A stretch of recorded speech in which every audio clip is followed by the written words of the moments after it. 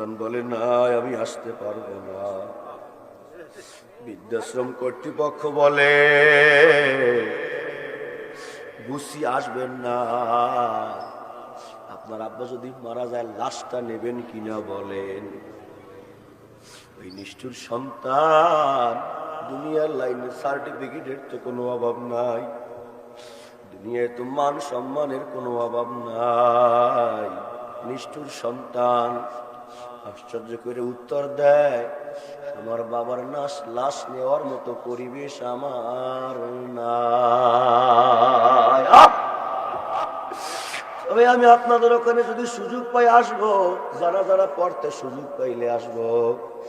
নিজের হাতে একটু হাত দিয়া নিজের একটু চিন্তা করে বুঝাইয়েন, হয়তো এই সন্তানের জন্য বাবা জানি কত রাত্র ঘুমায় নাই, হয়তো এই সন্তানের জন্য বাবা জানি কত রাত্র আহারে ঠান্ডার মধ্যে মাছ ধরছে, রিক্সা চালাইছে, ভ্যান চালাইছে, কত কষ্ট না জানি এই বাবা করছে।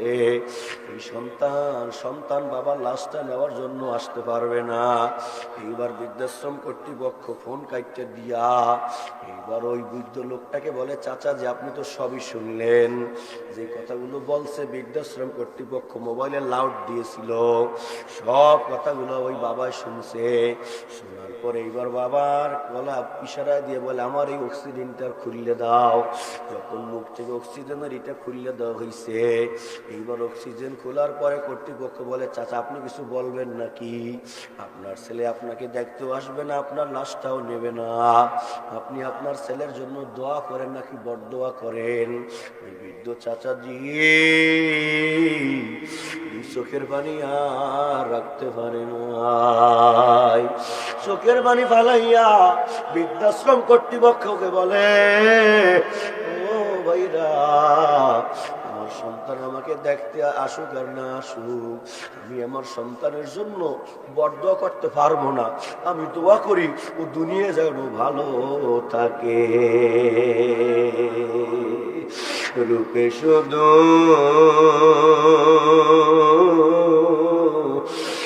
কি বলে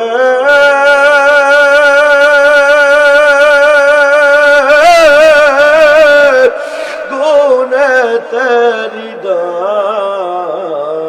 গলে দেখিতে পালা সবুল অতি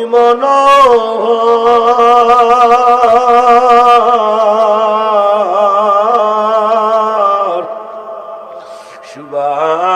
সুবাস বিহনে তারে না করে আদর। এই হইল দুনিয়ায় শিক্ষায় শিক্ষিত করলে বাবা। আপনারা জানেন ঐশী নামে একটা মেয়ে তার নিজের হাতে বাবারে হত্যা করছে, নিজের হাতে মাকে হত্যা করছে। আমি জানি আমার আলোচনা আপনাদের কাছে আনকমন মনে হইতেছে, ওরে বাবা আসলে ব্যাপারটা এমন হইয়া গেছে, আপনার আমার নিজেরও কোনো উদ্যোগ নাই ছেলে মেয়েদেরকে মানুষ বানাই না, ওইদিকে তারা অবশ্য নাই, তারা আপনার ছেলে মেয়ে ছেলে হইয়ার পরও ছেলেকে মেয়ে বানাইতে চায়, কথা কন না কা, মেয়ে হওয়ার পরে মেয়েকে ছেলে বানাইতে চায়, শিক্ষা যা সব কিছু শেষ করে দিচ্ছে। আপনি আর আমি উদাসীন হয়ে গেলাম, 300 টাকা পাইয়া 500 টাকা পাইয়া ছেলের ইমান আমল সব চলে যাচ্ছে, আপনার আমার কোনো খবর নাই। এইরকম যদি চলতে থাকে, আপনি যদি ছেলে মেয়েদেরকে দিন শিক্ষা থেকে দূরে রাখেন, এইরকম বৃদ্ধাশ্রমে বাবার ঘটনা অহরহ ঘটবে, কোনো সন্দেহ নাই। এই জন্য আসুন মেয়েটাকে দিন শিক্ষায় শিক্ষিত করেন। ঐশী নামের মেয়েটা নিজের মাকে কেন হত্যা করলো, নিজের বাবাকে কেন হত্যা করলো? ভাই ওর মধ্যে দিন নাই, ও দুনিয়াদারদের সঙ্গে চলছে, ফ্রি মাইন্ডের লোকদের সঙ্গে চলছে, মদ খাইছে, গাঁজা খাইছে। আর এই যে ফাতেমা রাদিয়াল্লাহু তাআলা আনহা মাদ্রাসার একটা মেয়ে যদি হাফেজা হয় রে বাবা, ওই মেয়েটা সকালে কোরআন পড়বে, বিকালে কোরআন পড়বে, ওই মেয়েটা থেকে আল্লাহ পাক রব্বুল আলামিন দুনিয়ায় যে ছেলে মেয়ে দান করবে, ও নিশ্চিত যুগের ফজলুল করিম নিসারউদ্দিন হইবে, কোনো সন্দেহ নাই। এই জন্য বাবা, এই জন্য আপনাদেরকে আমি বুঝাইয়া গেলাম, ছেলে মেয়েকে মাদ্রাসায় দিয়া দিন শিক্ষা দেবেন। এখন তারও আধুনিক হয়ে গেছে। আগে বলতো কি জানেন, স্কুলে দেন, আগে বলতো কি জানেন, মাদ্রাসায় পড়ান, অত না খাইয়ে মরবে। কয় কেমনি? কয় বাংলা পারবে না। এখন বলার কোনো সুযোগ নাই। কেরাতুল কোরআন মাদ্রাসায়, নুরানি মাদ্রাসায়, প্রত্যেকটা মাদ্রাসায় বাংলা ইংরেজি অঙ্ক আছে না নাই? আছে, আছে, বেশি আছে। চ্যালেঞ্জ তোমাদের সঙ্গে আসো, তোমাদেরও দ্বিতীয় শ্রেণীর একটা ছেলেকে দাঁড় করাও, আমাদেরও দ্বিতীয় শ্রেণীর একটা ছেলেকে দাঁড় করাইয়ে দেবো। হাতের লেখায় যদি পারো এইখানে বসে কান ধরবো, জীবনে আর রস করবো না। কথা কন্যা কামে ঠিক কিনা? বেজার হইলেন নাকি? না রে বাবা না। শুধু তাই নয়, আমি বুঝাইতে গিয়ে বলি 20 টাকার একটা নোট যদি কেউ ভাঙ্গায়, তার মধ্যে 10 টাকার 2টা নোট পাওয়া যাইবে কি যাইবে না? জোরে বলেন। যদি 10 টাকার নোট ভাঙ্গায় 20 টাকা পাইবেন? কেন পাইবেন না? ওটার মধ্যে নাই। আমি যদি একটা ছেলেকে মাদ্রাসায় পড়াই বাবা, আমি নিজে দায়বদ্ধতা থেকে মুক্ত হয়ে গেলাম। আমি নিজে দিন শিক্ষা দেওয়ার ব্যাপারে ছেলে মেয়েদের যে দায়িত্ব, সেইটি আমি পালন করলাম। বাংলা শিখলো, অঙ্ক শিখলো, ইংরেজি শিখলো, কোরআন শিখলো, হাদিস শিখলো, মাসালা শিখলো, সুন্নত শিখলো, আমলদারি হয়ে গেল। আর যদি আমি অন্য জায়গায় দেই, ছোটবেলা থেকে দাঁড়াইয়া দাঁড়াইয়া প্রস্রাব করবে কিনা? জোরে বলে। আমি আর আপনাদের সময় বেশি নষ্ট করব না। এই ছিল আমার আলোচনার টপিক রে বাবা। আল্লাহর পয়গম্বর সাল্লাল্লাহু আলাইহি সাল্লাম একদিন সাহাবীদের সামনে বলেন, সাহাবায়ে কেরাম, ইন্না লিল্লাহি আহলিনা মিনান নাস, নিশ্চয় মানুষের মধ্যে একদল মানুষ আছে যারা আল্লাহর পরিবারভুক্ত। সুবহানাল্লাহ বলেন না? আল্লাহর পরিবারভুক্ত। আরে সাহাবায়ে কেরাম বলেন, ওয়াহুম ইয়া রাসূলুল্লাহ, হুজুর তারা কারা? আল্লাহর পয়গম্বর বলে, হুম আহলুল কুরআন ইয়াহলুল্লাহ, দুনিয়ায় যারা আহলে কোরআন হয়, কোরআন শেখে, কোরআন শিখায়, কোরআন দ্বারা নিজের জীবনটাকে সাজায়, কোরআন দ্বারা সমাজটাকে সাজায়, এরা হইল আহলে কোরআন, মানে আল্লাহর পরিবারভুক্ত। খাসসাতুহু, এরা হলো আল্লাহর খাস বান্দা। ও বাবা, শুধু তাই নয়, আল্লাহর পয়গম্বর বলে, আলা ইন্নাদ দুনিয়া মালউনা, তামাম দুনিয়ার মধ্যে যা আছে সব অভিশপ্ত। জোরে বলেন নাউজুবিল্লাহ। মালাউনা মানে হলো অভিশপ্ত। আমরা বলি না মালাউন, মালাউন, মালাউন না, শব্দটা হলো মালাউন, অর্থাৎ অভিশপ্ত। আল্লাহর পয়গম্বর বলে, ইল্লা যিকরুল্লাহ ওয়া মা ওয়ালাহু, কিন্তু 3টা জিনিস অভিশপ্ত না। এর মধ্যে একটা হলো জিকির এবং জিকিরের সম্পৃক্ত যা আছে। সুবহানাল্লাহ বলেন। 2 নম্বর হলো আলিমা, আলেমগণ অভিশপ্ত না। মুতাআল্লিমা, ছাত্ররা অভিশপ্ত না। 3 নম্বরের কথা হলো বাবা, আল্লাহর পয়গম্বর একবার সাহাবায়ে কেরামদেরকে বলে, সাহাবায়ে কেরাম, 3 ব্যক্তিকে সম্মান করা মানে হলো আল্লাহকেই সম্মান করা। এর মধ্যে একটা হলো দিশাইবাতিল মুসলিম। খারাপ লাগে নাকি? দিশাইবাতিল মুসলিম, বৃদ্ধ মুসলমান, দাড়ি পাকড়া মুসলমান। 2 নম্বর হলো হামিলিল কোরআন, কোরআনের হাফেজ। সুবহানাল্লাহ বলেন। কোরআনের হাফেজা, আলেম আলেমা, এদেরকে সম্মান করবেন, ওদেরকে কিছু ক্রয় করে দিবেন, ওদেরকে আরো আদর করবেন, না পারলে ভালো ব্যবহার করেন। আমাদের এলাকায় আগে দেখছি, ওরে বাবা, ছোট ছোট বাচ্চারা মাদ্রাসায় ভর্তি হইলে এদেরকে নিয়ে বলতো, বাবা তুই একটু আমার জমিনের উপর দিয়ে হাইটা যা। কেন চাচাজি? কয়, ইন্নাল মালাইকাতা লা তাদাউ আজনিহাতাহা রিদ্দাল লিতালিবিল ইলম, তোরা যদি হাইটা যাও তোদের পায়ের নিচে ফেরেশতারা নূরের পাখা বিছাইয়া দেয়। তুই যদি আমার জমিন দিয়ে হাঁটো, ফেরেশতারা যদি পাখাটা আমার জমিনে বিছাইয়া দেয়, এই জমিনে বরকত হইবে, কোনো সন্দেহ নাই। আর এখন তো বলে মাদ্রাসা বলে আমার নাকি শয়তান গালিগালাজ করে। বাবা, তোর কপাল পড়বে। আল্লাহর পয়গম্বর বলে, ওদেরকে সম্মান করা মানে হলো আল্লাহকে সম্মান করা। শেষে আমি বলতে চাই,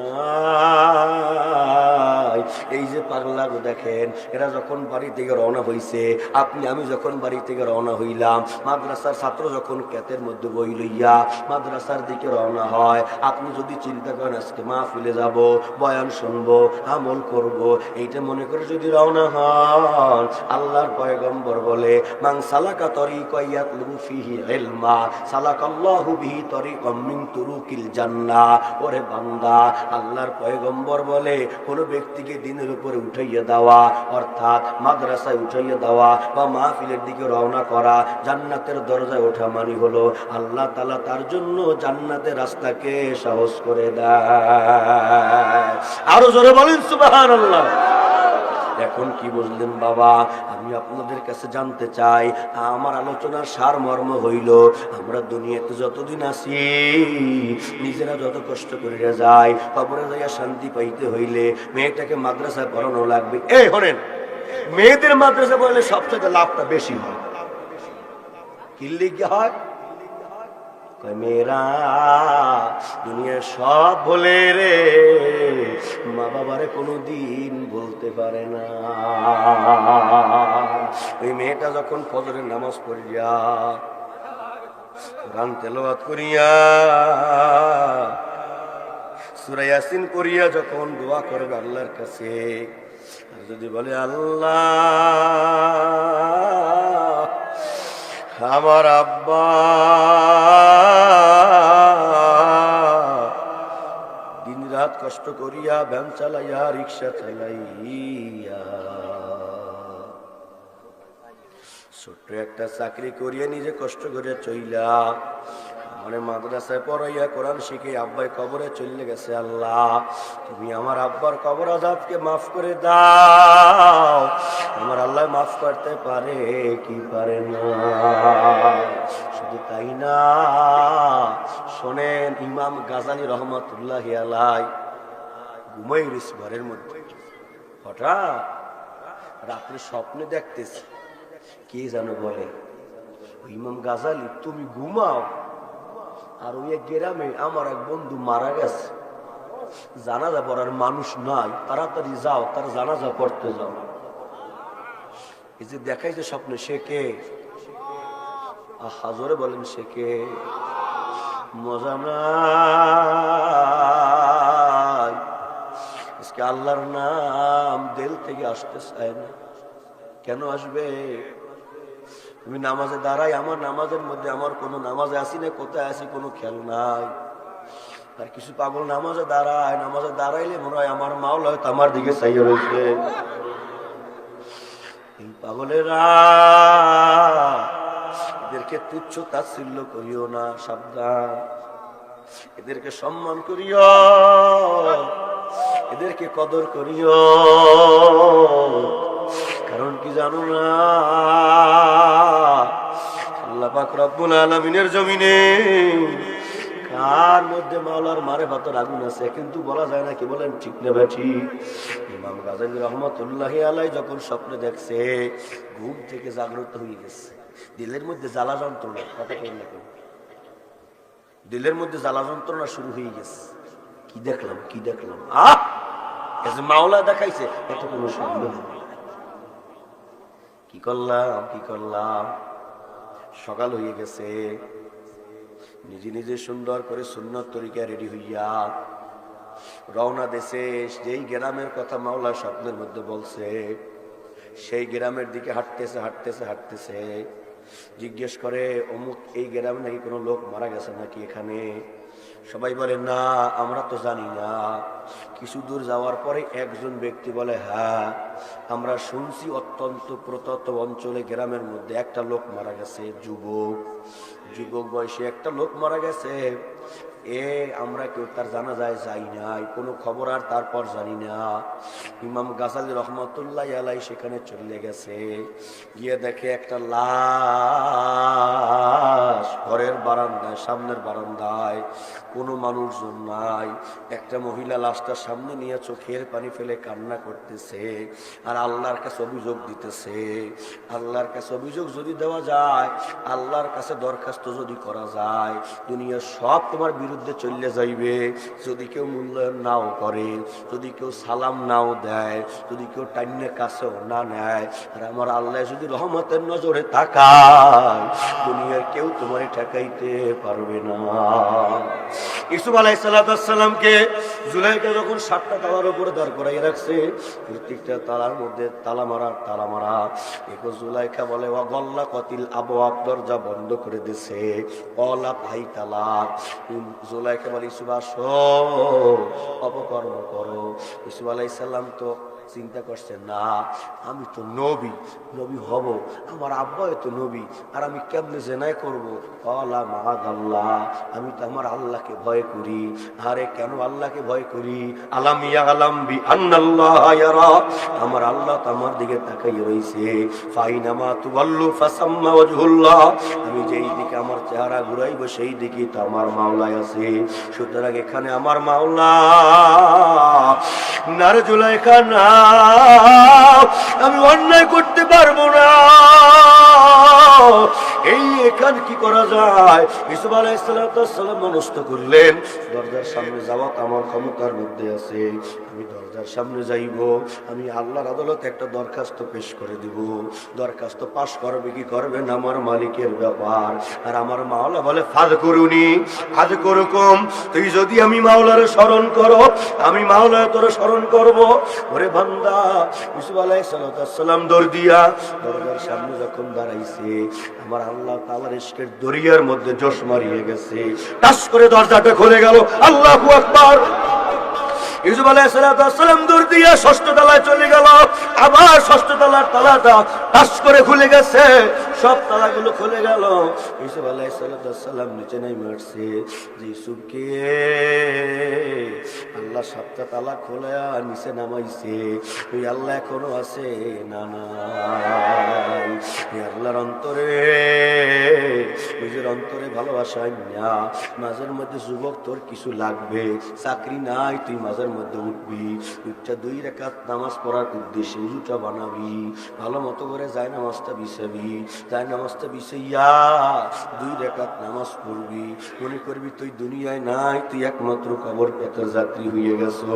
মনে করিয়া তুই 2 রাকাত নামাজ পড়িয়া কয়েকবার দুরূদ শরীফ পড়িয়া আমার আল্লাহর দরবারে হাত উঠাবি, যা আছে সব চাইবি, যা বলার সব বলবি। আমার আল্লাহ তোরে ফিরাইবে না। কারণ আমি আমারে দিয়ে বলি, আমি কোনো আলেমের সন্তানও না, বংশগতভাবে আমার কোনো সাপোর্টও নাই, কিন্তু মাওলায় ঘুরায়। কেন ঘুরায় জানো? গভীর রাত্রে নামাজ পড়ে আল্লাহর কাছে বলছি, আল্লাহ তুমি আমার আল্লাহ, আমার কোনো অভিভাবক নাই, তুমি আমার অভিভাবক। সেই দিন থেকে আল্লাহর কাছে যা বলছি, জীবনে যা চাইছি, আমার আল্লাহ আমারে তাই দিয়েছে। এমন কোনো কিছু নাই যেটা চাইয়া পাই না। আমার ওদের আপনারা কি কানবেন? আমার তো কিছু নাই। অস্কট আমার শায়েখ মোর্শেদ ফজলুল করিম রহমাতুল্লাহি আলাইহি ধরা 45 মিনিট অথবা 1 ঘন্টা জান্নাত জাহান্নামের বয়ান করত। যারা দেখছেন তারা জানেন, যখন জান্নাতের বয়ান করত মনে হইতো জানো জান্নাত আমার সামনে তুলে ধরা হয়েছে, এই তো আমি জান্নাতের মধ্যে ঢুকে গেলাম। আবার আল্লাহর কুতুব যখন জাহান্নামের বিবরণ দিত, জাহান্নামের বয়ান যখন করত, আল্লাহর কুতুবের বয়ানের কারণে শরীরের চামড়া গুলো একেবারে টাইট হয়ে যাইত, শরীরের পশম গুলো দাঁড়াইয়া যাইত। শুধু ইমানদাররা না, শুধু আল্লাহওয়ালারা না, শুধু নামাজিরা না, বেনামাজি কাঠটা কাফেরটা পর্যন্ত পাগল হইয়া দৌড়ই তার বলতো আমার মাওলায় কই, আমি তোমারও জাহান্নামের আসামি।